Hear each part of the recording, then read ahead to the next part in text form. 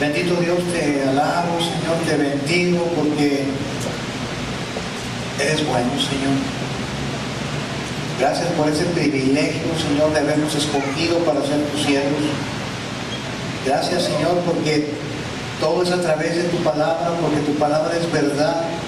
Y tu palabra, Señor, en esta mañana, Señor, se convierte en esa semilla que va a ser depositada en el corazón de tus hijos, corazones, buenas tierras, Señor, para recibirla y para que den fruto abundante de justicia, Señor, en el nombre de Jesús. Amén, amén y amén. Poquito me dio la confirmación de la predicación. Gálatas 2:20 dice: ya no vivo yo, mas Cristo vive en mí. Amén. Y lo que ahora vivo en la carne, lo vivo en la fe del Hijo de Dios. Podemos leer en el libro del Éxodo que la liberación de Israel inicia con su salida de Egipto. Sabemos que espiritualmente Egipto representa al mundo. ¿Sí sabías eso? Si la palabra nos está diciendo que Egipto representa al mundo y que a través del libro del Éxodo nos muestra que en Egipto se esclavizaba a los hijos de Dios, quiere decir que en el mundo es el lugar donde se esclaviza al ser humano, ya sea a través de sus emociones, ya sea a través de sus pensamientos o de sus afanes o de sus deseos.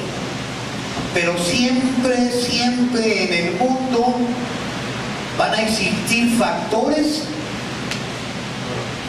que van a servir, fíjate bien, van a servir para tener dominado al ser humano. Y esto desde que nace hasta que muere. Te decía al principio que la liberación de Israel inicia con su salida de Egipto. ¿Por qué te digo eso?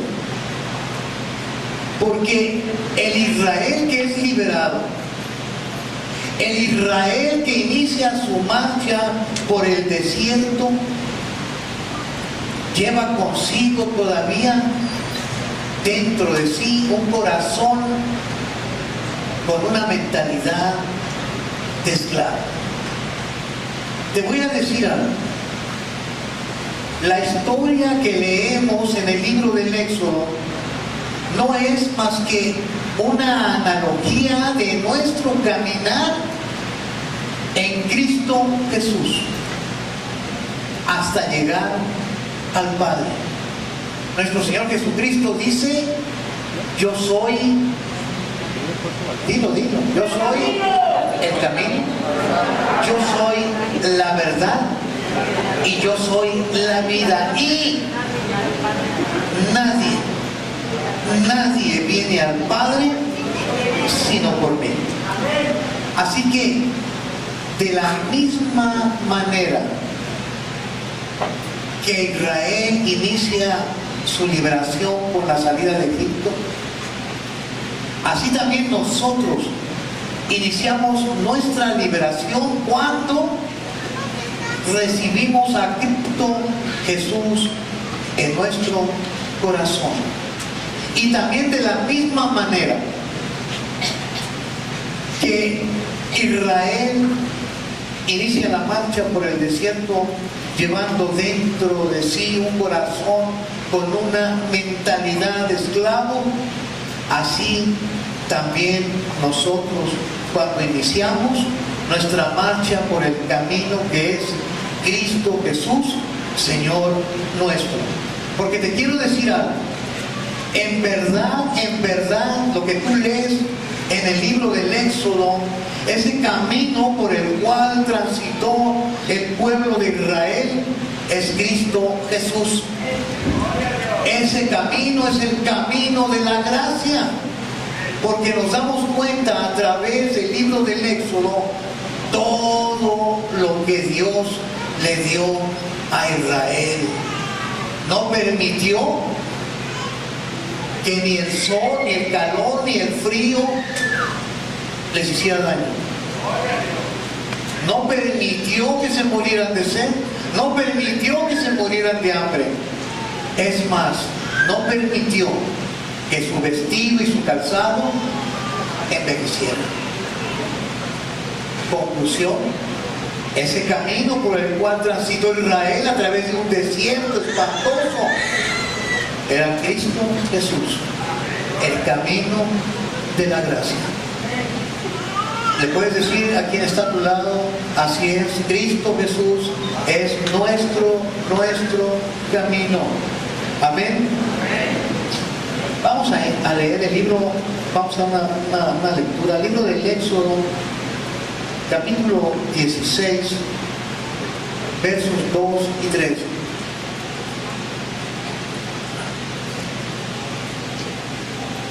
Dice así, acompáñame a leer. Y toda, ¿cuánta? La congregación de los hijos de Israel murmuró contra Moisés y Aarón en el desierto.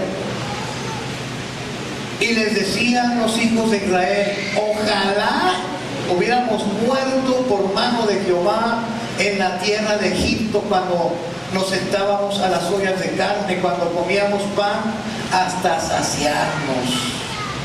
Quiero decirte algo.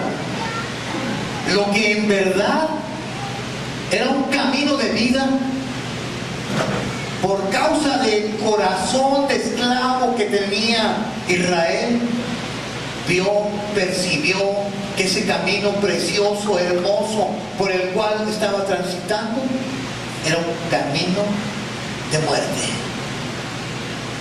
Porque está diciendo que ojalá y Jehová, ojalá Dios nos hubiera mejor matado allá en Egipto. Cuando estaba leyendo esto y estaba haciendo la prédica, Dios me hizo que reflexionara lo siguiente. Te voy a hacer una pregunta. Moisés tuvo la culpa de que no hubiera agua en el camino, de que no hubiera maná, de que no hubiera pan, perdón. Sí. Quiero que te caiga el 20. ¿Cómo funciona eso?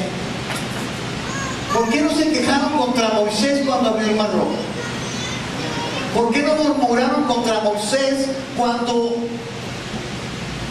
a través de su vara hubo 10 plagas terribles sobre Egipto? ¿Por qué no lo hicieron? Dios me hizo que me fijara en lo siguiente. Eso sucede aquí, en la congregación, en toda congregación. Yo pregunto, ¿por qué la gente no murmura cuando alguien sana de cáncer, cuando alguien se levanta de su silla de ruedas y camina? ¿Por qué no lo hacen? ¿Por qué en cuanto piensan que hay algo malo, empiezan a murmurar del pastor? ¿Quién puso a Moisés? De la misma manera Dios pone a los pastores. Créeme, no tiene la culpa el pastor de lo que te pudiera suceder. Hay chamaquitos que andan de novios, el pastor tiene la culpa. Oye, ¿hay visas a fulano anda de ganar por todos lados? El pastor tiene la culpa. No, mis amados, no es así. No es así. Te quiero decir algo, repito, por causa de esa mentalidad de esclavo que en ese momento todavía tenía Israel, percibieron un camino de vida como un camino de muerte. Yo estoy seguro que muchos aquí que iniciaron hace poquito su camino, en este camino que es Cristo Jesús, han reaccionado de la misma manera que reaccionó el pueblo de Israel cuando se han visto en situaciones similares, cuando ven que les falta algo, cuando se sienten que no pueden, que se sienten perdidos, reaccionan igual. Es más que digo que los que tienen poco tiempo, los que tenemos mucho tiempo también. ¿Qué decir? ¿Qué se dice? Estoy peor que antes, mejor estaba antes que ahora. Nadie ha dicho eso. Nada más uno aquí. Yo iba a decir una cosa, pero ya dijo. Iba a decir que si ibas a decir que no, eres mentiroso, pero bueno. No, bueno, pues te digo, tú no eres, ya por eso estoy identificando. Yo sí. Y yo pienso que todos los demás también. O levanta tu mano si tú no. Te quiero, ya lo he dicho varias veces. He comentado o he platicado este testimonio, pero ahorita por causa de la prédica lo quiero repetir. Yo tenía poco tiempo de haber iniciado este camino y ya te he comentado que hubo un tiempo en que nos quedamos sin nada, y sin nada es nada. No traíamos 5 en la bolsa, no teníamos nada. Y mi hijo tenía como 5 o 6 años, Armando, y se le tocó un Choco Crispis. Lo pidió y no teníamos para Choco Crispis, no teníamos ni para la leche, no teníamos para nada. Entonces yo, al darme cuenta de esa situación, lo que hice fue subirme a un cuarto de servicio que teníamos, y te podría decir que hice patente, me fui ante Dios y declaré, no, me puse a llorar, me puse a renegar. Y sabes una cosa, no sé cuánto tiempo pasó, media hora, 1 hora, 2, no sé, pero el caso es que cuando bajo veo la mesa llena de bolsas de despensa, veo un Choco Crispis gigante y un galón de leche a un lado. Te quiero decir que al estar haciendo esta prédica, me di cuenta de algo muy importante, que exactamente le pasó lo mismo al pueblo de Israel cuando se estaban quejando. ¿Podemos continuar, por favor, ahí mismo en Éxodo 16? Cuenta el 4, por favor.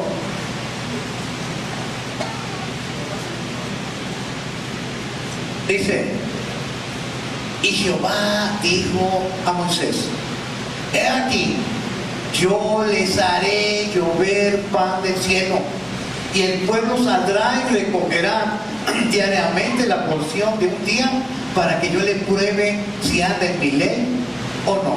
¿Sí te das cuenta de algo? De que en el momento en que Israel estaba murmurando, protestando, quejándose contra Moisés y contra Dios por falta de pan, Dios ya lo tenía preparado. Dios ya lo tenía preparado. ¿Qué nos indica esto? Ojo, que en los momentos de más desesperación, de más impotencia, de más dolor, de más sufrimiento por causa de que te está faltando algo, es porque la provisión ya está puesta. Sí te das cuenta de esto, mis amados. Vamos a repetir aquí el verso 3. ¿Me devuelves al verso 3, hijo, por favor?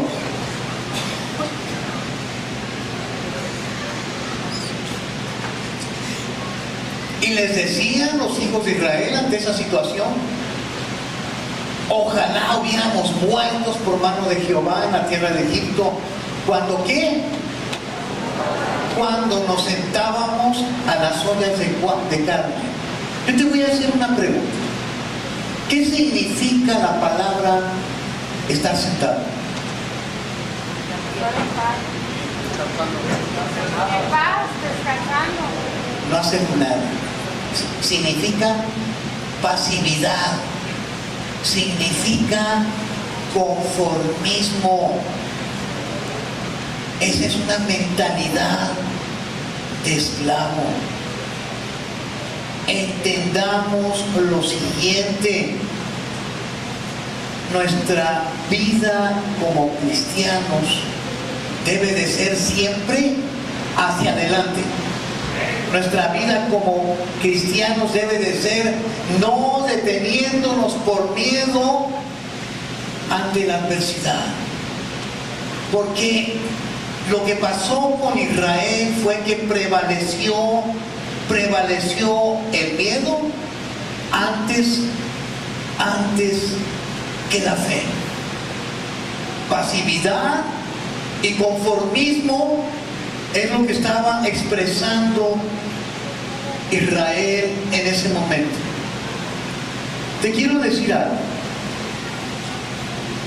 El camino por el cual tú y yo estamos caminando es un camino que se camina, es un camino que se recorre no con palabras, no con posturas religiosas, sino con obras de fe, con hechos, con hechos, no con postura. Recuerda algo: el mar rojo no se abrió sino hasta que Moisés extendió su vara. Moisés no se puso a pensar y de hacer el ridículo. Y si la extiendo y no sucede nada, Moisés creyó que el que se lo había dicho era fiel. Moisés tuvo fe. Amén. El cristianismo es verbo. El cristianismo es acción. Vamos a ir a ese mismo, pero vamos a irnos hasta el verso 1, por favor. 16:1. Quiero que te fijes bien en lo siguiente. Partió luego de Elim toda la congregación de los hijos de Israel y vino al desierto de Sin. ¿Sabes qué significa Sin? Arcilla. Sin significa arcilla. Y aquí Dios me dio revelación al respecto y me llevó a la cita donde dice: y el Señor tomó polvo, lodo, arcilla de la tierra y formó al hombre. Escúchame. Somos cuerpo, alma y espíritu. Y nuestra carne es la más susceptible de ser esclavizada. Nuestra carne es la más débil. Algo que debemos entender es que a la carne le encanta la esclavitud. No quiere ser liberada. Sí, y quiero que te quede muy claro esto, mis amados. Pero además, Dios me llevó al pasaje donde Israel, el pueblo de Israel, fabricaba ladrillos de arcilla. ¿Qué hacía el pueblo de Israel en Egipto? Fabricar ladrillos de arcilla. Quiero que te fijes bien. Cuando Israel llega exactamente a este lugar, al lugar de Sin, es cuando empieza a protestar, es cuando empieza a quejarse, es cuando empieza a murmurar, es cuando empieza a desconfiar de Dios.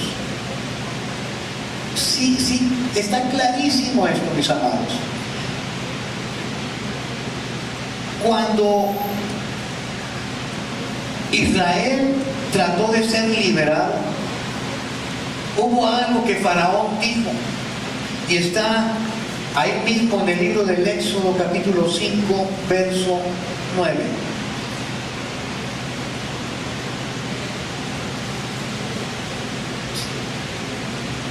Aquí no aparece, oye, ¿por qué no?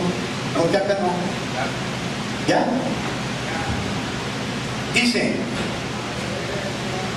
agrávese la servidumbre sobre ellos. ¿Sobre quién? ¿Quién dijo eso? Faraón, para que se ocupen en ella. Y no, fíjate qué cosa tan tremenda, mi hermano. Y no atiendan a palabras mentirosas. Cuando el cristiano, o cuando nosotros los cristianos nos encontramos en una situación completamente difícil, y aquí quiero que me ayudes. ¿Qué situación difícil se te ocurre? Pepe, ¿qué situación difícil se te ocurre?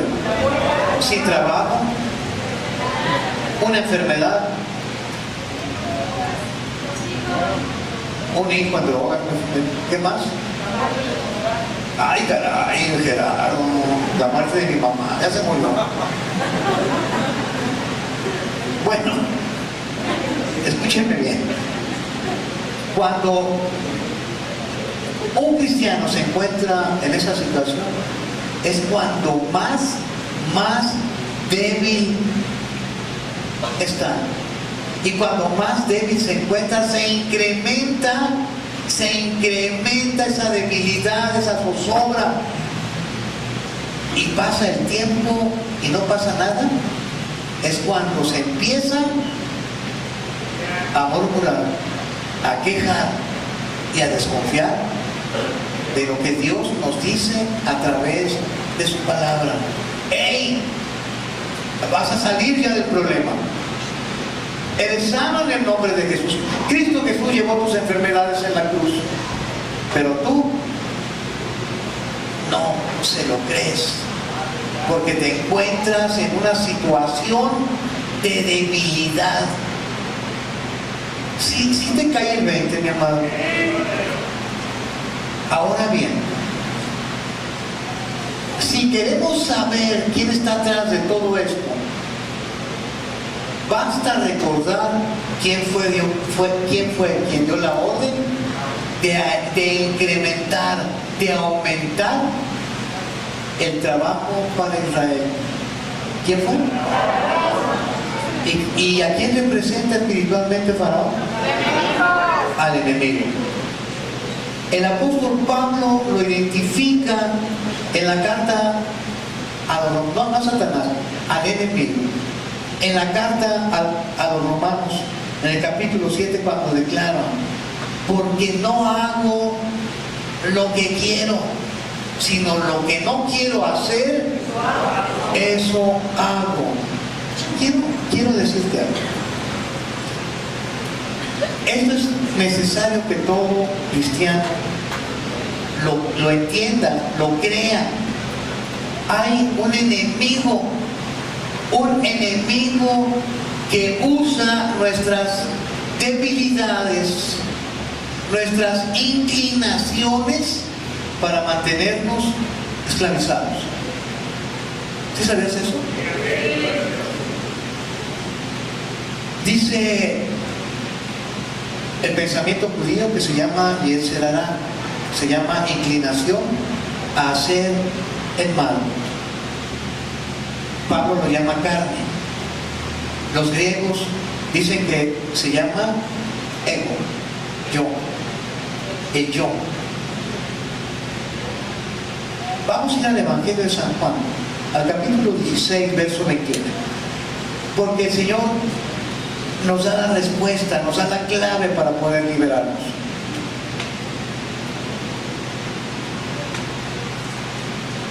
Recuerda que ese tipo de situaciones provoca que el cristiano no crezca.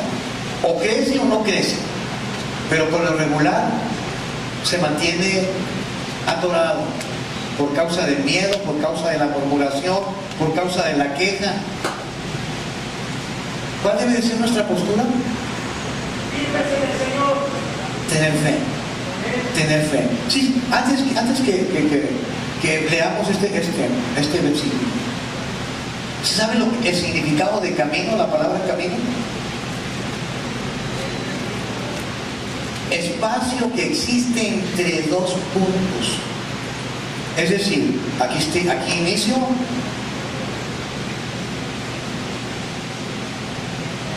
y acá termino. Cuando tú y yo llegamos al camino,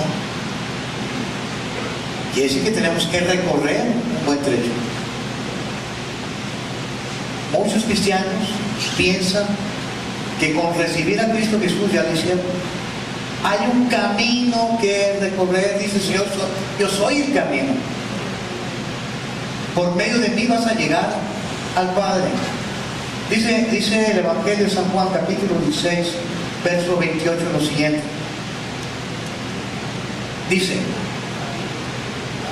fíjate bien, por favor. Dice Jesús, salí del Padre y he venido al mundo. Otra vez del mundo, ¿y qué dice? Y voy al Padre. Jesús es el camino que nos lleva al Padre. Y Jesús nos enseñó que para llegar al Padre es necesario ir a la cruz. Jesús dice la palabra en Timoteo que fue recibido en gloria por el Padre después de haber sido crucificado, muerto y resucitado. Mis amados, la cruz representa el final del camino del desierto para llegar a la tierra prometida. Nos dice el Espíritu Santo en el libro del Éxodo que el viejo hombre, aquel que murmuraba, aquel que se quejaba, aquel que protestaba, aquel que no se sentía bien por nada, no llegó a la tierra prometida. Quedó muerto en el desierto. ¿Y sabes qué significa eso? Significa hoy que ese viejo hombre murmurador, querelloso, contencioso, debe de ser crucificado. La cruz representa la plenitud de la liberación. La cruz representa el final del camino en el desierto. ¿Sabes por qué? Porque en la cruz debe de quedar inmovilizado ese viejo hombre querelloso, ese viejo hombre rebelde.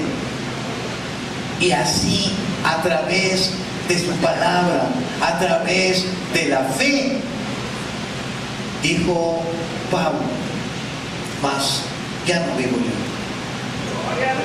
vive Cristo en mí. Y lo que ahora vivo en la carne, que es la más débil, lo vivo en la fe del Hijo de Dios. Mi amado, mi amada, la palabra es muy clara. Si tú en esta mañana te encuentras en una situación similar por la que pasó el pueblo de Israel, que no tienes trabajo, que en tu alacena no hay ni siquiera un chicharito, que estás enfermo, que tienes un hijo en las drogas, que tu matrimonio está deshecho, que tu familia está desintegrada,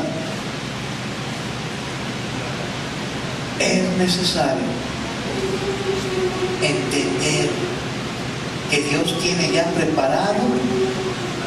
preparada la solución. Sí quiero que te quede claro y te pongas de pie. Dios te rescató por medio de nuestro Señor Jesucristo, no para burlarse de ti, no para matarte como pensaban los israelitas, no para que te avergüences delante de la gente. Dios te rescató porque quiere que seas verdaderamente libre. Dios te rescató para mostrarte que Él existe, que Él es fiel, que Él te ama, que es todopoderoso para llevarte hasta el Padre, hasta la tierra prometida. Y déjame decirte, debes de confiar que quien te está haciendo la promesa es el mismo creador del universo. Él puede hacerlo, Él lo va a hacer, porque Él te ama, porque Él ha dicho que te va a bendecir, y si Él lo dijo, Él lo va a cumplir.